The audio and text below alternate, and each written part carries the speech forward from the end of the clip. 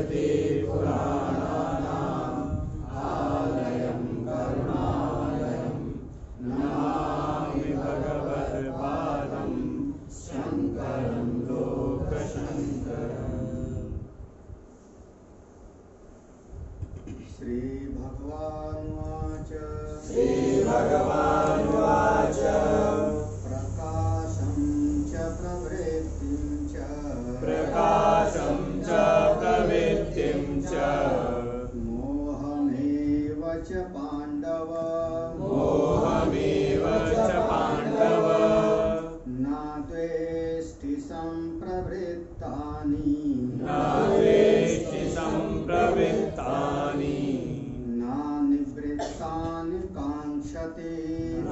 निवृत्तानि काङ्क्षते उदासीनवदासीनो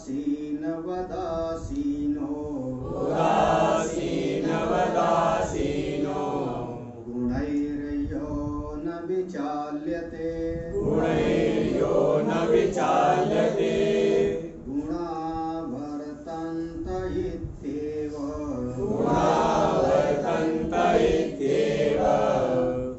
यौवतिष्ठति निङ्गते समदुःखसुखस्वस्थः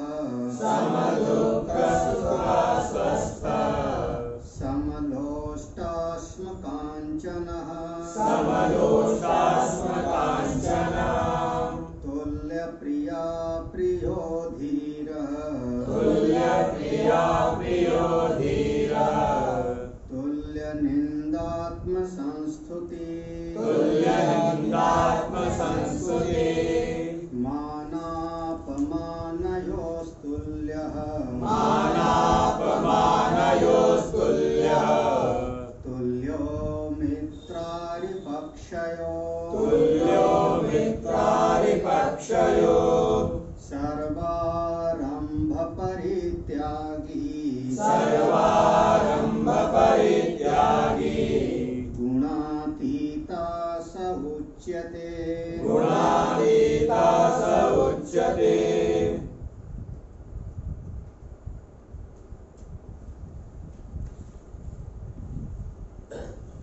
साधक जब साधना करते करते सिद्ध हो जाता है तो उसके क्या लक्षण होते हैं, किस प्रकार से वो व्यवहार करता है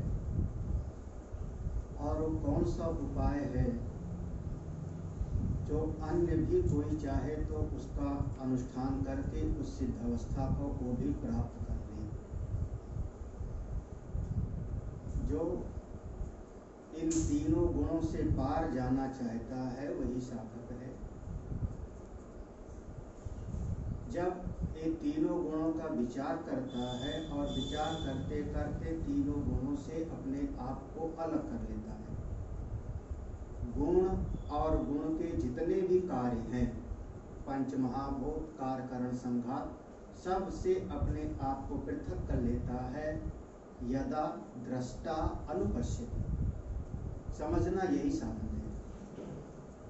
और जिस समय वो अपने स्वरूप में पहुंच गया, सिद्ध हो गया, तो उसके अंतःकरण की स्थिति बिल्कुल सम हो गई, बिल्कुल सम। अब उसके भीतर वो हलचल नहीं होती, उत्ताल तरंगे नहीं उठती, विक्षेप नहीं होता, चित्त में वृत्तियों का अनचाहा प्रवाह नहीं होता। इसीलिए कहा संप्रवृत्तानि न द्वेष्टि। चाहे सत्वगुणी वृत्ति आती है, चाहे रजोगुणी वृत्ति आती है, चाहे तमोगुणी वृत्ति आती है उसके चित्त में, तो जब संप्रवृत्तानि अच्छी प्रकार से वृत्तियां चलने लगती है अंतःकरण में, तीन में से किसी भी गुण वाली, उसको कोई उससे जलन नहीं है। ना द्वेष्टि, संप्रवृत्तानि, प्रवृत्त होने पर भी ना द्वेष्टि, उसको कोई द्वेष, ठीक है, ये अंतःकरण रूपी स्थान मेरा घर है ही नहीं, चाहे जो इसमें जिसका घर है चाहे जो रखे। और ना निवृत्तानि कांक्षति, और कुछ भी हटाने की चाह ये भी नहीं कि हट जाए, अरे ये वृत्ति मर जावे, भाग जावे। ऐसा जो सिद्ध अवस्था को प्राप्त किया वो सहज अवस्था में, स्वरूप अवस्था में वो रहता है। भगवान भाष्यकार ने उसको साफ कहा, स्वरूप अवस्था एव भवति, स्वरूप अवस्था में ही स्थित हो जाता है। अब वो कैसे व्यवहार करता है जगत में, ये उसके लक्षण थे, गुणातीत के ये लक्षण था। किमाचार, वो व्यवहार कैसे करता है ये जो पूछा था, तो व्यवहार में अब उसके कुछ चीजों को गिनाना शुरू कर दिया। ये उपलक्षण है कुछ चीजों को, इसके अलावा और भी आप लोग इसको दृष्टांत में देख सकते हो, बहुत सारी चीजें। सबसे पहले लक्षण दिया उदासीनवत आसीन। उदासीन की परिभाषा भगवान भास्कर ने किया था, ना कस्यचित् पक्षम भजते। भजते माने उसका भजन नहीं करते, उसका सपोर्ट नहीं करते, उसके पक्ष में नहीं चले जाते। वैसे भज सेवा धातु से बनता है, भज सेवायाम, मतलब उसकी सेवा में नहीं लग जाते। ना कश्चित पक्षम भजते, किसी का नहीं। किसका? दो प्रकार का द्वंद्व आता है जगत में, हमने सवेरे विचार किया। दो प्रकार का, अनुकूल प्रतिकूल, सुख दुख, हानि लाभ, विजय पराजय, सम्मान अपमान, निंदा स्तुति, जन्म मृत्यु, ये जितने प्रकार के द्वंद्व होते हैं इनमें किसी का पक्ष नहीं होता, किसी का नहीं। अब इसी का विस्तार आगे आ जाएगा। बिल्कुल तटस्थ भाव में, ठीक है, साक्षी बना देख रहा है। अब इसको संत लोग कथा में सुनाते हैं कि गंगा जी के किनारे बैठ जाओ और सब बहता हुआ जा रहा है, देखते रहो। फूल माला भी बहता चला गया, नारियल भी बहता चला गया, मुर्गा भी बहता चला गया, आपको किसी से कोई प्रयोजन ही नहीं। नहीं तो फिर वो कंबल वाली कहानी सुनाते हैं, भालू कंबल वाली कहानी सुनी होगी। तो कोई पक्ष नहीं, बिल्कुल साक्षी भाव में। और समझते क्या है, देखो अब ये उदासीनवत आसीनम, ऐसे तो बैठे हैं अपने स्वरूप में। समझ क्या है बुद्धि में? समझ है गुणावर्तन्ते, सब गुण आपस में, एक गुण दूसरे गुण में वर्त रहा, व्यवहार कर रहा है। और परिणाम है दुख सुख में सम, लोष्ट अस्म कांचन में सम, और प्रिय और अप्रिय की प्राप्ति में सम, निंदा और प्रशंसा दोनों में सम। सम माने बिल्कुल मन उनका सम, विचलित नहीं होता। कितने सारे लक्षण बता दिया, दुख सुख प्रिय अप्रिय निंदा और स्तुति, इन सब में उनका चित्त बिल्कुल सम रहता है। किंच और क्या कहें, ये 25वां श्लोक अभी पढ़ा हम लोगों ने ना, वही अर्थ देखो, मान अपमानयोस्तुल्य। मान माने सम्मान कोई करे, फिर कोई अपमान कर दिया, दोनों में उनका मन ठीक है, उनके मन की शांति नहीं भंग होती। बस हमारा देखो ये संसार त्रिगुणात्मक है, ये बात लगातार 13वें अध्याय से आ रहा है, 13वें अध्याय से चला आ रहा है। संसार ये जगत तीनों गुणों वाला है। यहाँ सत्वगुणी लोग भी होंगे तो रजोगुणी लोग भी हैं तो तमोगुणी भी। मूढ़ पशु आदि योनियः, ऐसा वर्णन आया। मूर्ख पशु आदि योनि तो तमोगुणी भी लोग हैं। तो आप न चाहो तो भी कोई आपका अपमान करेगा, आप ना चाहो तो भी कोई आपका सम्मान भी करेगा। ये सम्मान और अपमान इस जगत से आपको मिलता ही रहेगा। आप ऐसा मत समझना कि भगवान कृष्ण का सब सम्मान करने वाले। हमको लगता है विचार करने पर कि सबसे ज्यादा दुश्मन तो कन्हैया के थे। हिसाब लगाओ, अगर जरासंध 23 अक्षौहिणी की सेना इकट्ठा करता है भगवान के खिलाफ, इसका मतलब महाभारत में तो 18 अक्षौहिणी थे और जरासंध के पास तो ये तो सब कृष्ण भगवान के खिलाफ 23 अक्षौहिणी। और एक ही साल नहीं, कितनी बार? 17। और उसके बाद जब द्वारका भाग के रणछोड़ राय कहलाए तो कोई शांति से बैठे रहे क्या? कभी कोई समस्या, और उनके अपने भी परिवार में समस्या हुई। जरा सा थोड़ा सा दूसरी भाषा में बोल दिया तो मुरारी बाबू ने बवाल बख्श। मुरारी बापू ने थोड़ा दूसरी भाषा में बोल रहा था, तो बड़ा बवाल चला ना, करीब 4 महीना चला ये बवाल। कई बार माफी मांगे बड़ी, हाँ, कई बार माफी मांगे, कई को रोए भी, माफी भी मांगे कि हमारा कहने का मतलब ये नहीं था। लेकिन शास्त्र के अनुसार तो देखो, भगवान श्री कृष्ण जब धरा पर है तो उनको श्राप देने वाले भी तो हैं। कौन? गांधारी ने श्राप दिया। एक धौम ऋषि के शिष्य थे जिनका नाम था उतंक मुनि, उन्होंने श्राप दिया भगवान को। तो उतंक मुनि जैसे धौम ऋषि के शिष्य, वो भी श्राप दे सकते हैं। तो ऐसा मत समझना कि जगत से आपको हमेशा सम्मान ही मिलेगा, सम्मान भी मिलेगा और कभी, ये भगवान के अनुभव हैं। और दोनों में भगवान हमेशा कैसे खड़े हैं? मुस्कुराते हुए, हमेशा मुस्कुराते। उनकी अपनी प्रसन्नता पर कोई फर्क नहीं पड़ता। वो राम जी को हम स्मरण करते। कौन से राम? बोले जिनको शाम को कहा गया कि सवेरे राजा बनाया जाएगा, तो चेहरे पर कोई प्रसन्नता नहीं। प्रसन्नताम या नगताभिषेकः, और सवेरे कहा गया वनवास चले जाओ, तो चेहरे पर कोई, वो राम मेरे पूछी है। आप ले आओ शास्त्र में कितना मान अपमानयो तुल्य। अब अपना चित्त ऐसे बन जाए। फिर अगला देखो, तुल्य मित्र अरिपक्षयो। अब इस जगत में, अभी इस भाष्य में थोड़ा सा भाष्यकार कहेंगे कि वो जो सिद्ध महापुरुष है उसके चित्त में तो किसी के प्रति दुश्मनी का भाव नहीं है। आर्य माने दुश्मन, मित्र और आर्य माने शत्रु, तो उसके चित्त में किसी के प्रति शत्रु का भाव नहीं, अजात शत्रु है। जैसे धर्मराज का नाम है अजात शत्रु, लेकिन फिर भी ना चाहते हुए भी कोई ना कोई तो दुश्मनी उनसे। हाँ, इस पर बड़ा विचार किया गया कि धर्मराज युधिष्ठिर को महाभारत में अजात शत्रु बार बार कहा गया, जिनका शत्रु पैदा ही ना हो। अजात शत्रु का अर्थ हुआ जिनका शत्रु पैदा ही ना हो।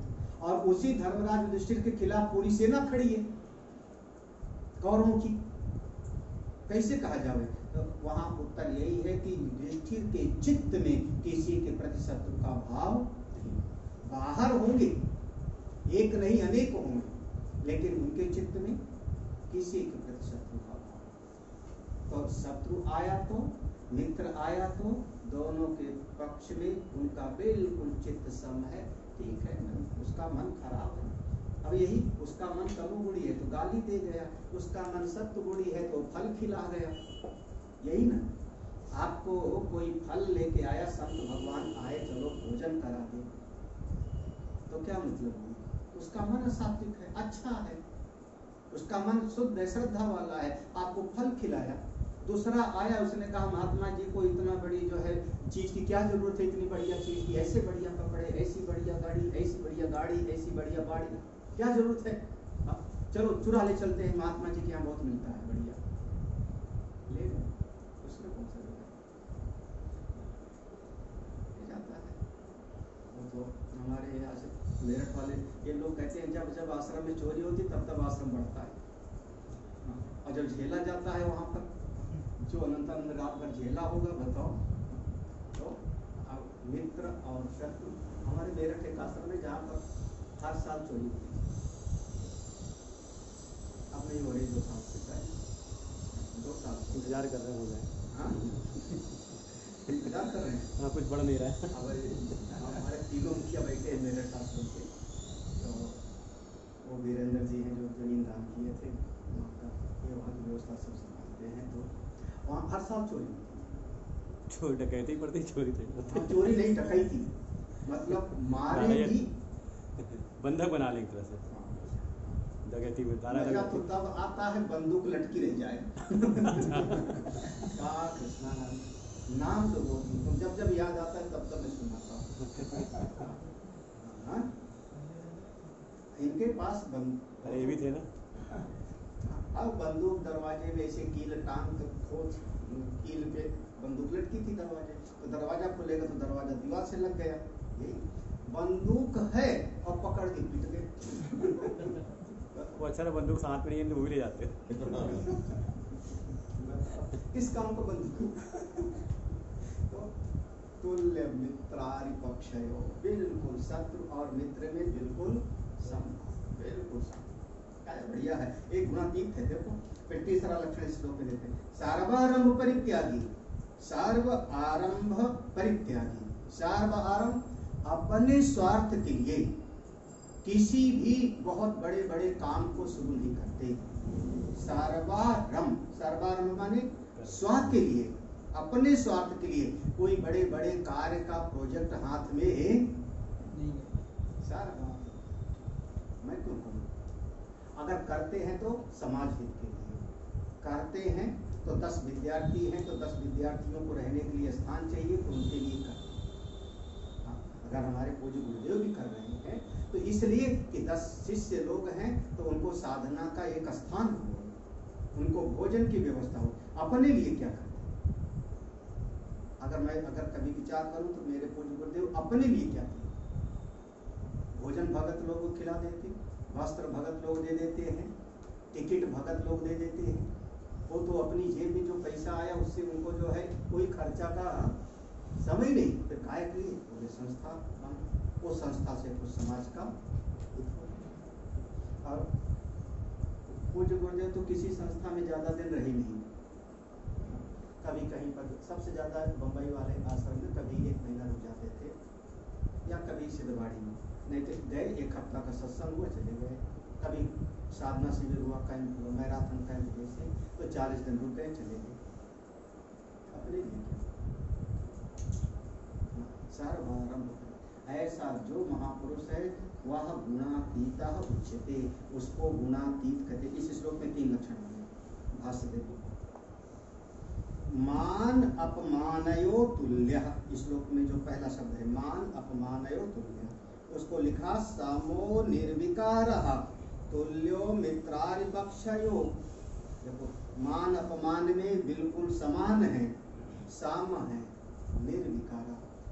तुल्य का मतलब किया साम, मान शांत है और उसमें कोई वृत्तियों का उथल पुथल। निर्विकार माने वृत्तियों का उथल पुथल, विक्षेप नहीं होता। आपकी चित्त की स्थिति बिल्कुल समान, ऐसी तुल्यो मित्र अरिपक्षयो, वैसे शत्रु और मित्र में समान। अब देखो यहाँ से जो है भाष्य में थोड़ा ध्यान से सुनो।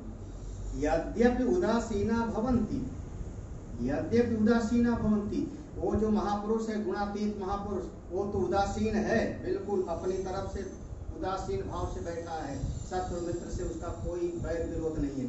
लेकिन केचित स्व अभिप्रायेण तथापि पर अभिप्रायेण मित्रारिपक्षयो क्यों भवन्ति।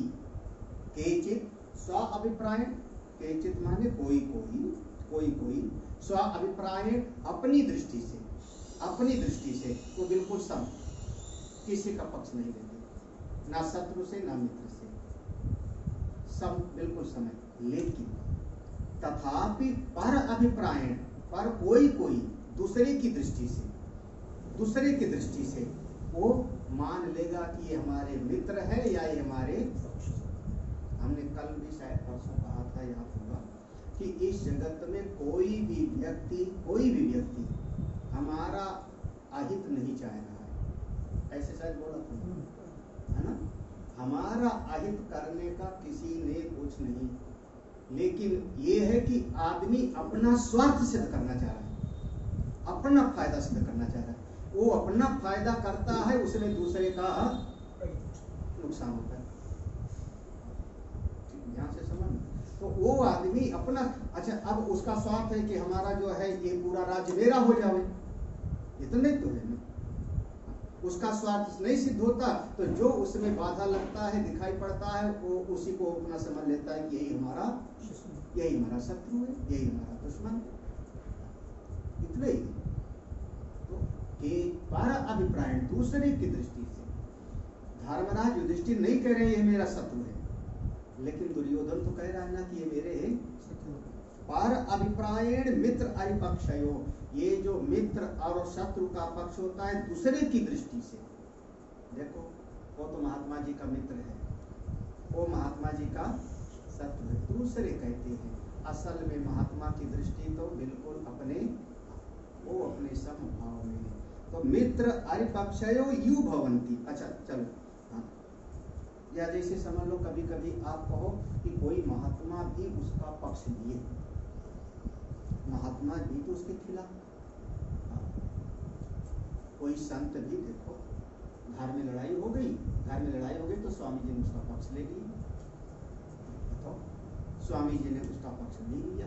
ये जो बात आती है वो भी संत की दृष्टि से नहीं है, किसकी दृष्टि से है? वार अभिप्राय है। तो वहां पर भी जो किसी का पक्ष लेते दिखाई पड़ते हैं, किसी का पक्ष लेते दिखाई पड़ते हैं, वो कैसे हैं? बोले मित्र आर्य पक्षयो यु भवन्ति। असल यु यु यु बार बार आया ना पहले भी, यु माने जैसे, मान लो दिखता है लेकिन वास्तव में किसी का पक्ष नहीं दिखता। कौन सा दृष्टांत दिया जाए? किसका दृष्टांत दिया जाए? हाँ, विदुर जी का भी आता है कि वो भी किधर से भी नहीं लड़े। ये सवेरे चर्चा हो चुकी है, लंबी चर्चा होगी सवेरे, विदुर का, उद्धव का, ये सब सवेरे चर्चा हो गई है।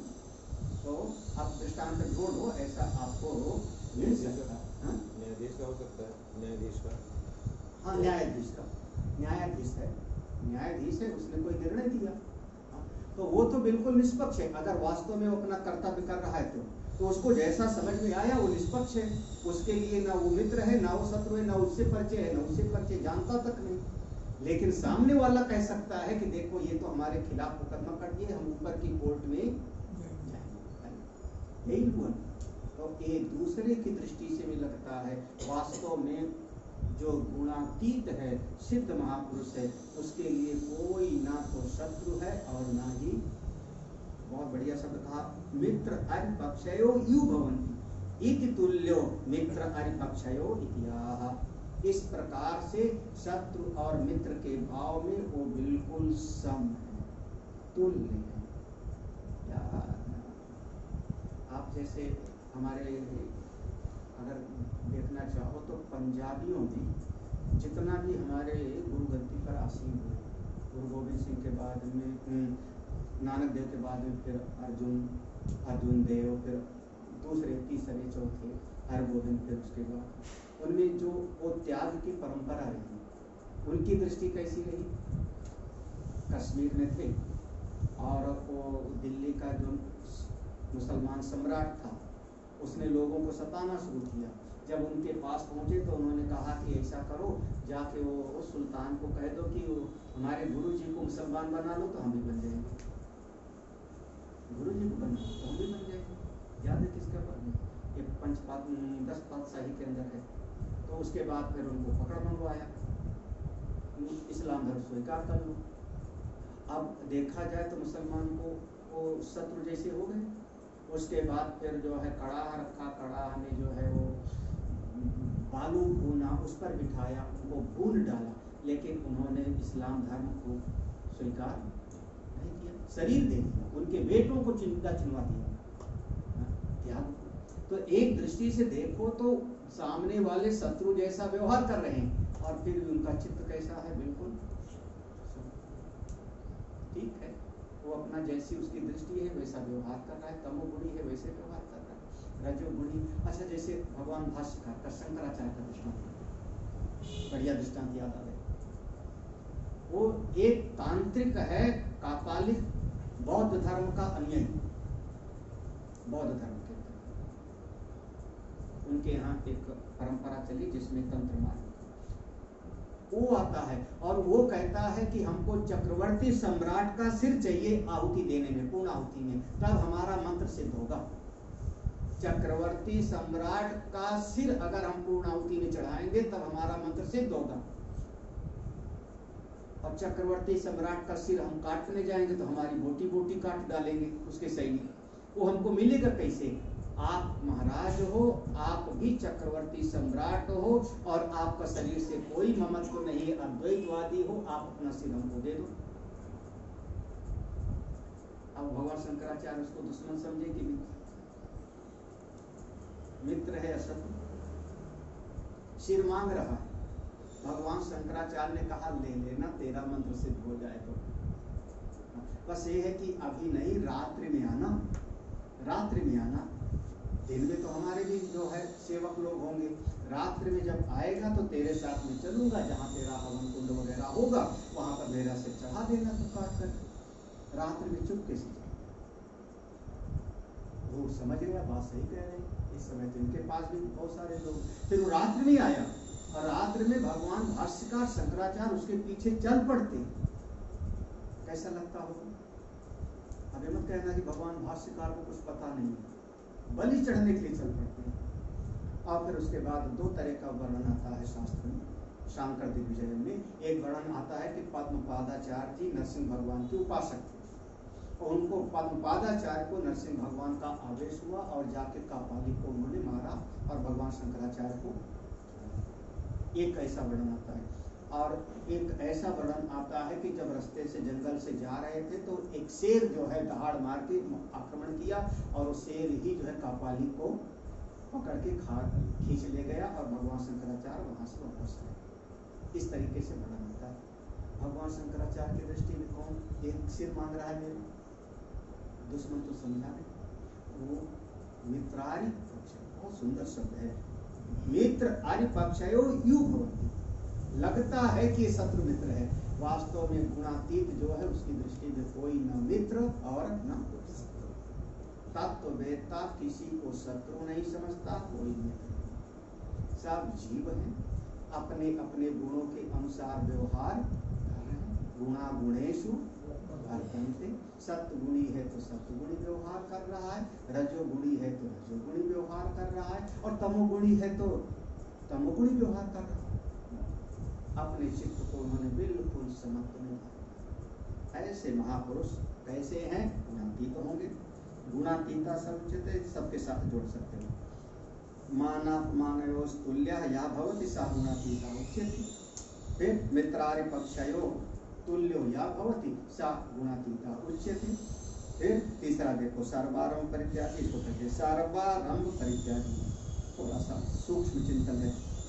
सर्वारंभ परित्यागी दृष्ट अदृष्ट अर्थानि कर्माणि आरभ्यन्ते इति आरंभाः।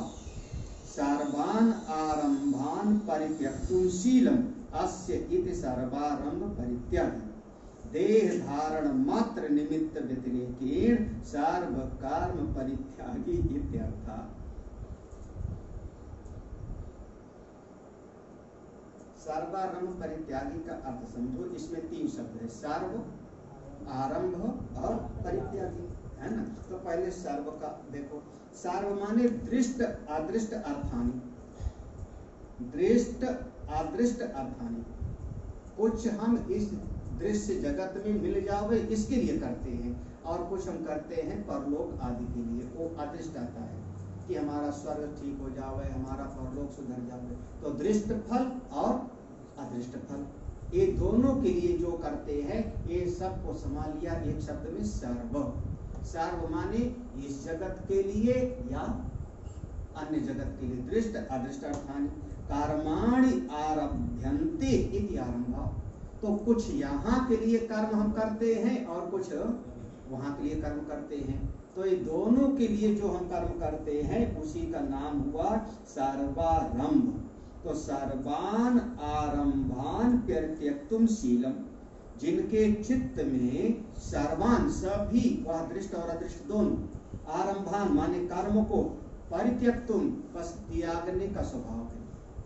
परित्यक्तुम शीलम, शीलम माने स्वभाव, उनके जीवन में ऐसी वृत्ति बन गई ना अब हमको इस जगत में कुछ चाहिए और ना अब हमको परलोक की जगत से चाहिए। अगर यहाँ की जगत से चाहिए तो करना पड़ेगा, वहां से चाहिए तो करना पड़ेगा।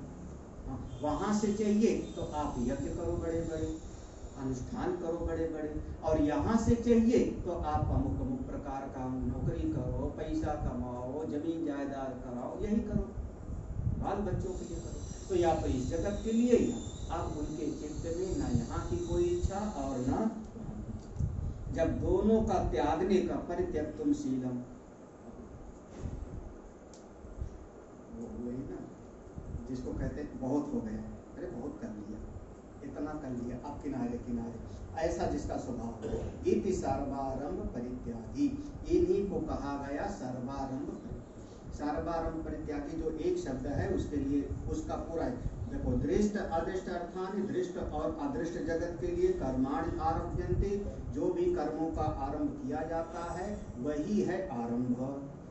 जो यहाँ फल के लिए वहाँ फल के लिए जो शुरू करते हैं क्रिया वही है आरंभ।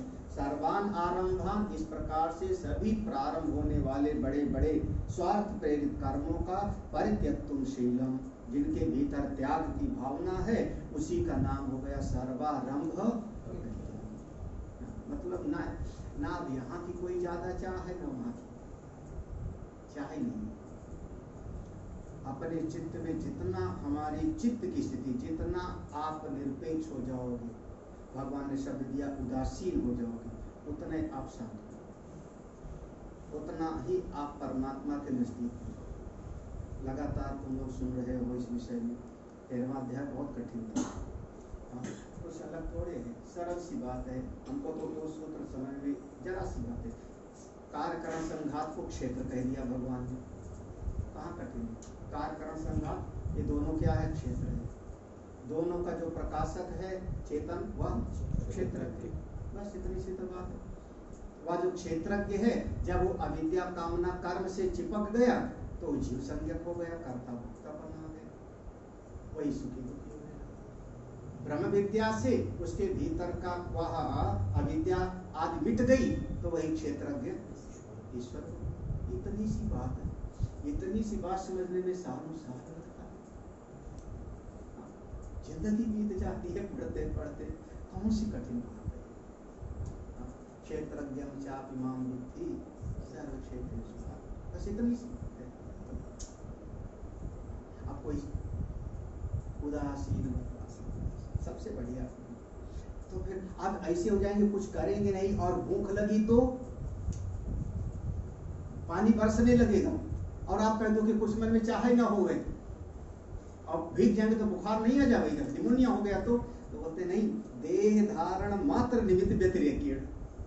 भाई उतना महात्मा कर लेता है जितने में शरीर हमारा चलता रहे। देह धारण मात्र, शरीर जितने में हमारा चलता रहे, भोजन वस्त्र, भाई एक कंबल मांग लिया, कहीं पर ठंडी लग रही है या कहीं पर जो है सर्दी लग रही है, कहीं छत नहीं है तो कोई न कोई गुफा आज देखा या कहीं पेड़ के नीचे जाके लेट गया।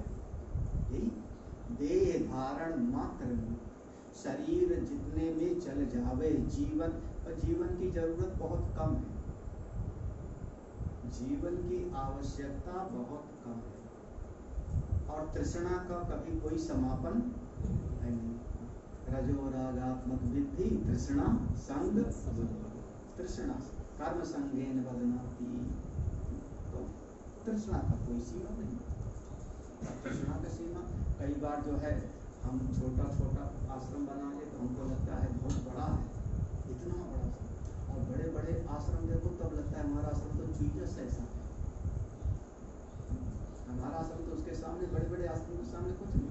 हमारा एक भगत लखनऊ 12 का आज के 15-20 साल पहले उसने हमको कुछ पैसा दिया और पैसा दिया शायद 1 लाख रुपया दिया और उसने कहा स्वामी जी हरिद्वार में ऐसा मंदिर बनाओ कि जहाँ ऐसा हरिद्वार में कोई ना हो। हमने कहा इसका मतलब, मन में सोचा कि अभी हरिद्वार कभी देखा नहीं, लेकिन हमने कुछ कहा नहीं। हमने कहा ठीक है अब हरिद्वार आ जाना, फिर उसके बाद बात करते हैं। वो फिर हरिद्वार आया, ये 20 साल पहले, जब हरिद्वार में वो बड़े भारत माता मंदिर देखा और बड़े बड़े देखा तो उसके बाद उसको स्वामी जी अब इतने हमारे बूते की बात तो देह धारण मात्र निमित्त, शरीर जितने में धारित होता है उतने में कर लेते हैं, इसीलिए कहा देह धारण मात्र निमित्त व्यतिरेक। अब ये नहीं है कि हम खाएंगे नहीं, एक अति ये हो गई कि नहीं मैं तो खाऊंगा नहीं, फिर दूसरी अति हो गई इतना खाएंगे कि तोंद निकलनी शुरू हो जाएगी। अब बताओ, वो दोनों गड़बड़ है, खाएंगे नहीं एक अति है ना, फिर युक्ताहार विहार। अब रात में 2 बजे खाने का मन हुआ, ये भगवान पता नहीं कैसे 2 बजे रसोई में जाके पराठा बनाया और खाया। और उस ब्रह्म मुहूर्त में ध्यान करने के लिए होता है, तैयारी करते होते। अरे थाली तो धो के रख दो। पराठा भी बनाया, खाया भी, थाली तखत के नीचे। और 4 बजे मैं दोपहर में गया तो मैं पकड़ लिया। मैंने कहा अब फंसा बच्चा है। उदासीन वृत्ति में हाँ? उदासीन वृत्ति में रहो। तो देह धारण उतना खाओ जितने में शरीर चले, ध्यान करना है, भजन करना है। तो हम भी खाते हैं, हम कितना खाते हैं? आप उतना खाओ जितने में, जितने भूख है, लेकिन ये थोड़े की खाते रहो। क्या तो खाओगे नहीं, दोनों बातें। तो देह धारण मात्र निमित्त व्यतिरेकेण सर्व कर्म परित्यागी इत्यर्थ, यानी जो ऐसा संन्यस्त है वही गुणातीता सा उच्यते। अब ये पूरे इस प्रसंग का भगवान भाष्यकार यहाँ पर समाप्त कर रहे हैं। उदासीनवत इत्यादि गुणातीता सा उच्यते इति एतद अंतम उक्तम यावत् यत्न साध्यम तावत् सन्यासिनः अनुष्ठेयम्। अब यहाँ पे देखो, उदासीनवत से लेकर के पहले के श्लोक में था ना, 23वें श्लोक में उदासीनवत, वहां से प्रारंभ करके इत्यादि, इति आदि, शुरुआत में वहां से लेकर के, और गुणातीता स उच्यते 25वें श्लोक में अंत में किया गुणातीता स उच्यते। तो 23, 24 और 25 ये 3 श्लोकों में भगवान भाष्यकार कह रहे हैं इति एतद अंतम, जहां पर अंत में लिखा है गुणातीता स उच्यते, इति एतद अंतम, अंत में ये लिखा है उत्तम, ये जितना कहा गया है, यावत यत्न साधनम, ये जितना कुछ भी यत्न के द्वारा लाया जा सकता है, साधक अपने जीवन में इसको ला सकता है। गुण उदासीनवत से लेकर के यहाँ तक सर्वारंभ, ये जो साधक लाना चाहिए, तावत सन्यासिनः अनुष्ठेयम्, ऐसा साधक, सन्यासिना माने संन्यास मार्ग पर चलने वाला, ज्ञान के मार्ग पे चलने वाला, उसके लिए अनुष्ठेय है, यानी उसको ये सब अपने जीवन में लाना चाहिए। उदासीन की वृत्ति ले आवे, फिर समत्व की वृत्ति ले आवे, निंदा स्तुति मान अपमान मित्र और शत्रु के बीच में। तो वो जो बताया ये सारे गुण, कितने गुण हो गए थे? 9। 9। 5, 1, 5, 8, 3। अब मैं गिनाऊं,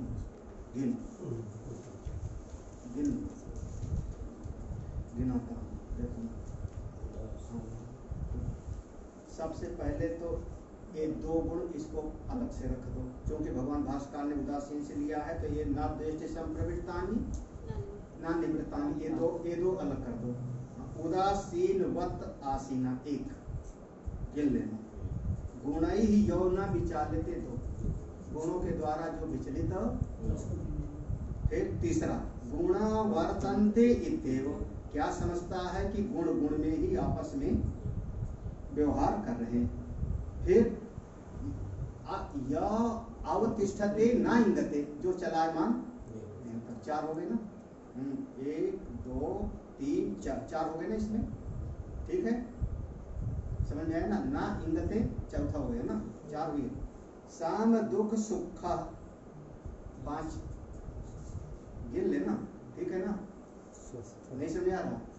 स्वस्था 6, समलोष्टास्म कांचना 7, तुल्य प्रिया प्रियः 8, धीरः 9, धीर, फिर तुल्य निंदा आत्म संस्तुति 10, हाँ, मान अपमान में तुल्य 11, मित्र और शत्रु में 12, और सर्वारंभ परित्यागी 13, 14वां आ जाएगा अव्यभिचारिणी। हमने सवेरे कहा था ना 14, तो अगला आ जाएगा अव्यभिचारिणी भक्ति। तो कुल 14वें अध्याय में 14 को मैंने गिना दिया। अब आप 9 का ऐसे पढ़ाना पड़ेगा। तुम लोगों को प्रवचन वाली शैली पढ़ी है ना चित्त में, जैसे प्रवचन में सुना देते हैं, तो स्वाध्याय में तो ऐसे समझो। तो देखो अब देखो फिर से उदासीनवत से लेकर के इत्यादि गुणातीता सा उच्यते गुणातीता तक इति एतत् अंतम, जिसके अंत में गुणातीता लिखा हुआ है, गुणातीता सा उच्यते उत्तम, ये जितना कहा गया है।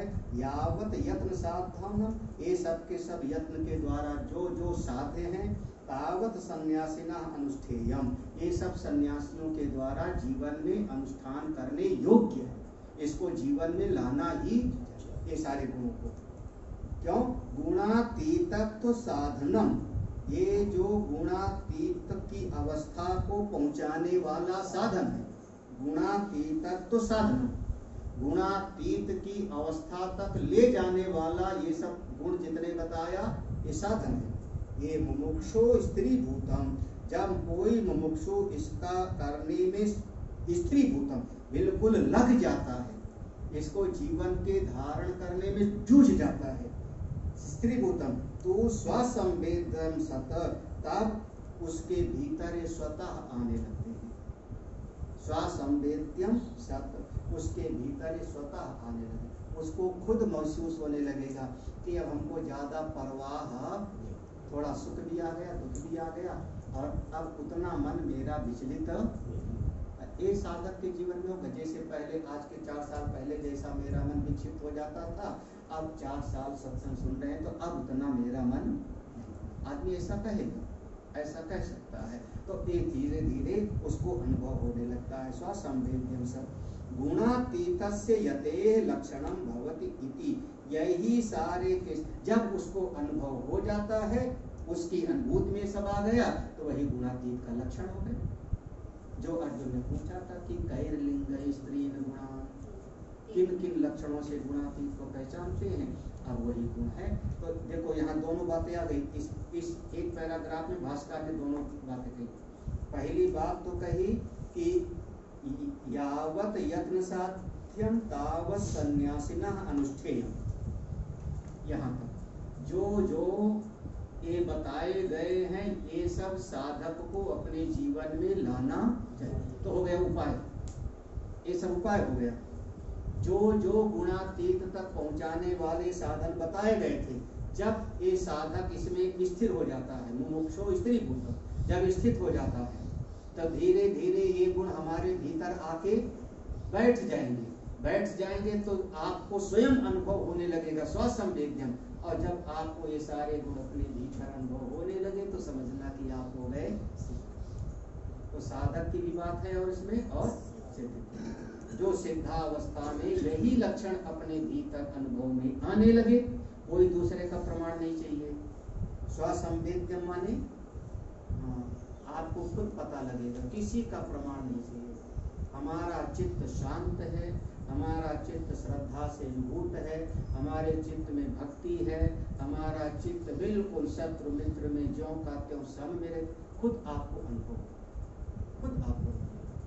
जब अपने अनुभव में ये लक्षण आ जावे तो आप सिद्ध हो गए, और नहीं आया अनुभव में तो आप साधक हो। इसको लाने के लिए प्रयास करो, फिर प्रयास करो। आप ये गुण लाओगे तो धीरे धीरे आगे।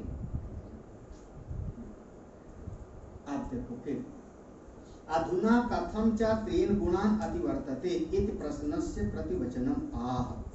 अब अधुना माने अब, कथम च किस प्रकार से, त्रीन गुणान अतिवर्तते तीनों गुणों के पार चला जाता है साधक, तीनों गुणों को पार कैसे कर जाता है, इति प्रश्नस्य इस प्रश्न का उत्तर, प्रतिवचनम माने उत्तर भगवान देते हैं। मां च यो व्यभिचारेण, भक्ति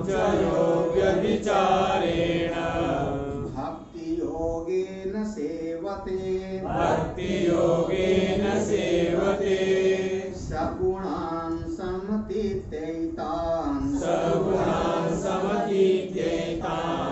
ब्रह्म भूयाय कल्पते।